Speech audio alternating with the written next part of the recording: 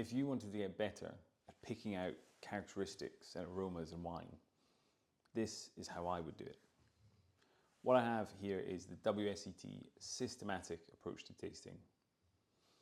Basically, this gives you a format, a checklist almost to follow. And so when you're tasting wines using this, you'll cover all the bases, you'll get all the points, and you'll learn to do it in an order so that you don't miss anything. Now, what this is really good for is it gets you in the habit of analysing wine a bit further. All of us, myself included, are guilty of opening a nice bottle of wine. We take a sip and we go, it's good, it's not so good, and then we move on. Normally there's friends and family around, toddlers running about, a meal waiting to be plated, and so we don't tend to do this. But I can guarantee you that if you take a couple of minutes with each wine to focus on this, you will get better. And so our first thing that we would do is we would look at the appearance of our wine. If we don't know anything, we can actually deduce quite a lot of the wine from how it looks colour-wise. And so the first thing we would do is we take our wine, we tilt our wine glass away from us at 45 degrees, like so. And then we look at how the colour is in terms of its intensity. And so if we look through this white wine and it just looks like water, it would be quite pale in intensity. This sitting about a medium, and if we had something, let's say like a big oaky Chardonnay, that might even be deep in colour. We've also got our options for what colours we have. So for white wine, this is lemon, but we have gold, we've got amber. So gold will be like a good oaky Chardonnay again. Amber would be maybe something we'd expect more for like a sweet wine. For reds, we're doing the same thing, but we're just thinking about it slightly differently. If I can hold my wine glass at 45 degrees and I can see the words through the wine, or if I can see the stem when I look directly down into the wine glass, this is probably a pale, maybe a medium wine. Alternatively, you were to get something like a Shiraz from Australia. They're normally black and inky and very deep in colour. For the colour of red wine, our options are purple, ruby, garnet and tawny. Most red wines will fall into ruby. Purple is reserved for very young, fresh, blue wines. Something like a Beaujolais possibly will fall in here. Garnet, which is another term for like a bricky red, maybe even this sort of colour, would be for wines as they get older. And if they get really, really old, we'll see that tawny.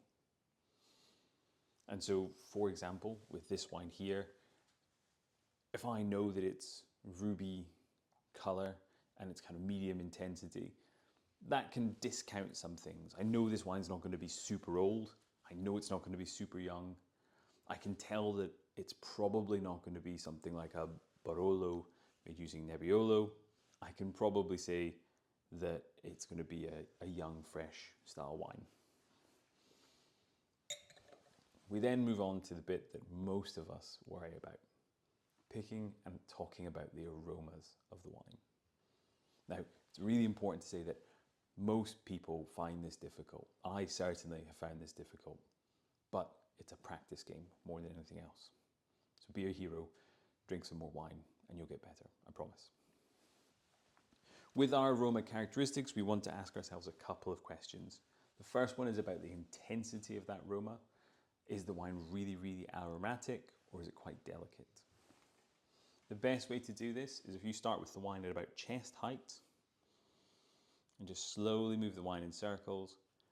And all you're going to do is move that wine closer and closer to your nose. And whenever you smell stuff, you stop. You don't have to stop and pick out the things yet, but if you can smell it here, the wine's quite aromatic. About chin height, we're at about medium. If I have to stick my nose in the glass, it's quite a delicate wine. Then, when we start thinking about the actual characteristics, there's a nice little set of checklists we can go through. The first thing we want to focus on is our primary fruit characteristics. These are things that are normally inherent within the grape variety. So for white wine, we have 4 categories that we can think of. We can think of green fruit like apples and pears, citrus fruit like lemons and limes, stone fruit like peaches and apricot, and exotic fruit like pineapple and mango. Now, any given wine might have one, two, maybe all four of those things, but I find it so much easier to go, this wine kind of smells a bit citrusy. And then later on we can come back and say, well, if these are my options for citrus fruit, which one is it? So we can look for the primary fruit here. And this has got a really nice primary aroma of green fruit, so it's a little bit appley. It's also got a little kind of that more exotic and stone fruit, so a little bit of peach, a little bit of apricot, and a little bit of passion fruit in it. For our red wine, we would find it even easier because there's only two categories. There's red fruit, strawberries, raspberries, cranberries. There's black fruit, black currants and bramble. It's worth saying that plums and cherries can be either red fruit or black fruit. So if you want to sound like you know what you're talking about, just say that your red wine smells of cherries. You'll be solid. So for our red wine, it sits more in the black fruit category. So this is more black currant, this is more brambly. I would also say that the fruit feels very ripe. So instead of fresh black currants, it's leaning a bit towards like Ribena. That, to me, is a sign of the climate that it comes from. This has maybe come from a hotter climate, and that's why the fruit is feeling a bit hotter and riper.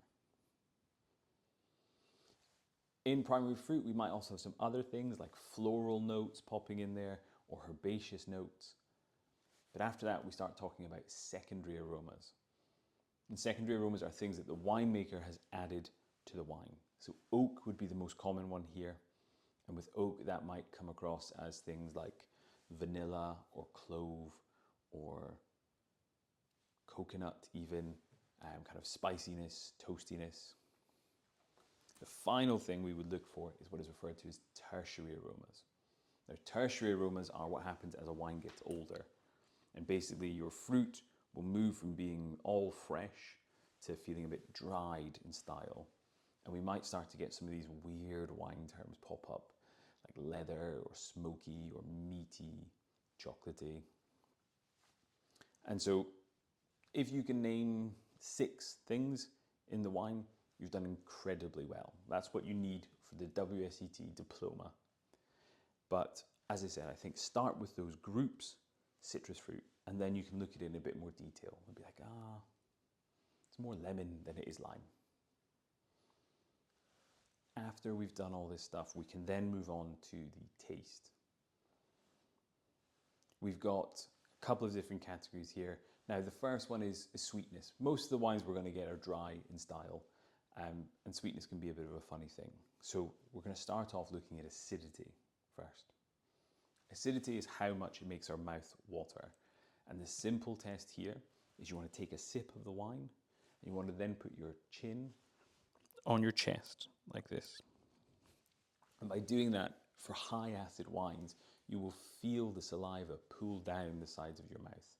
It's a very weird and very intense sensation. You look a bit weird if you do it in public, but at home, I certainly recommend it. So we will try it with this wine.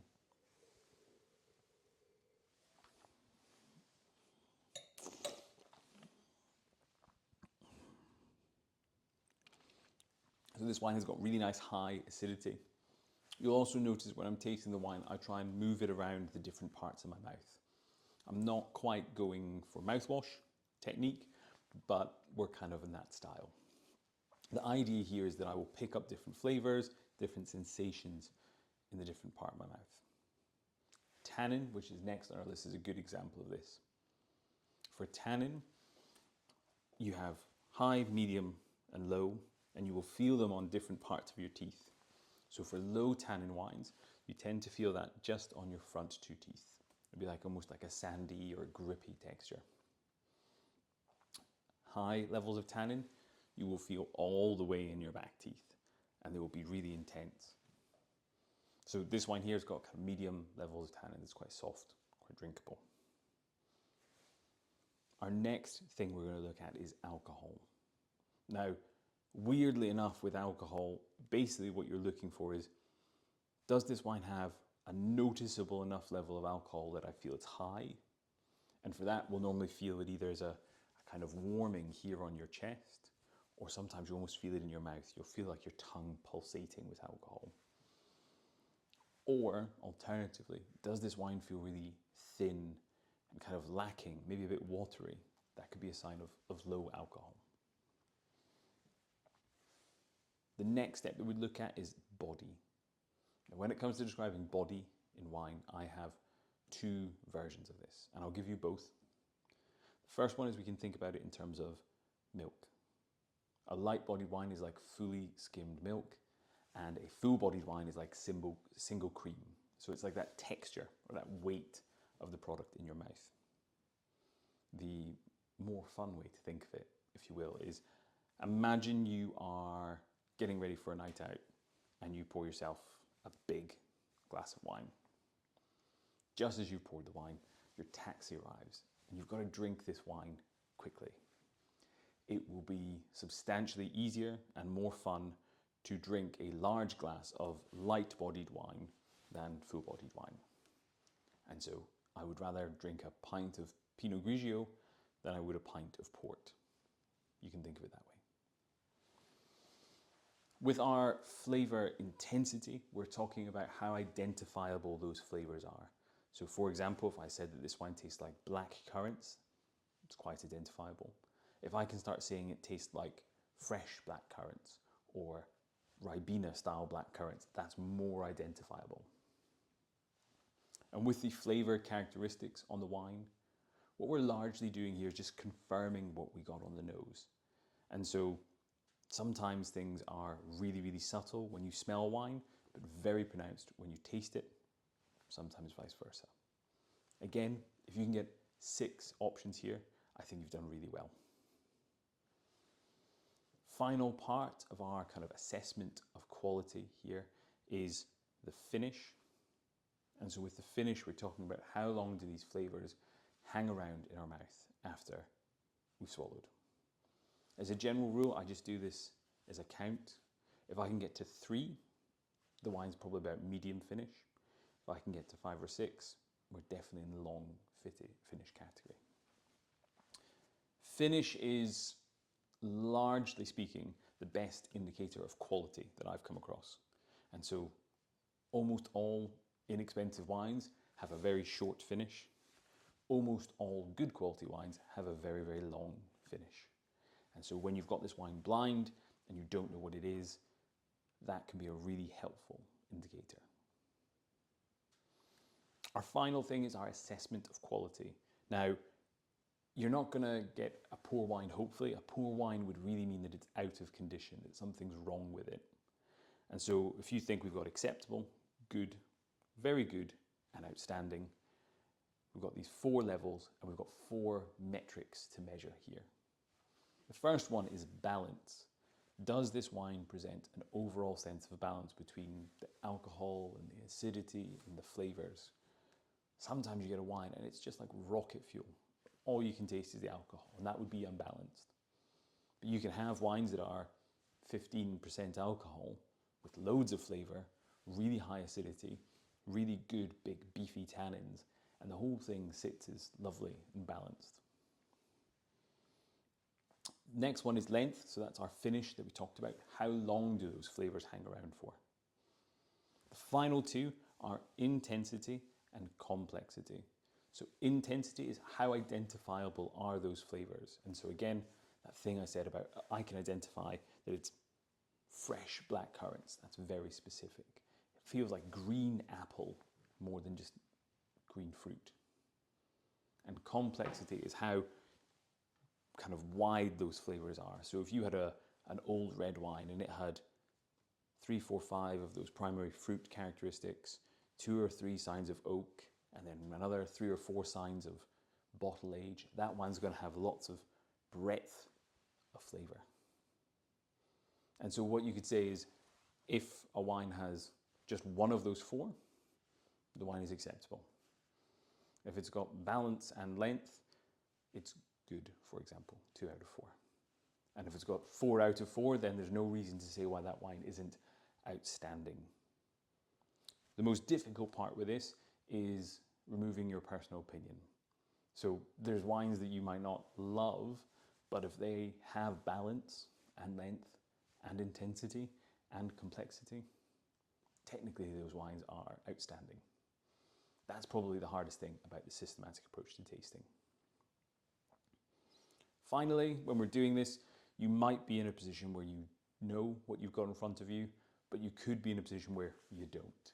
You've got to try and guess what it is.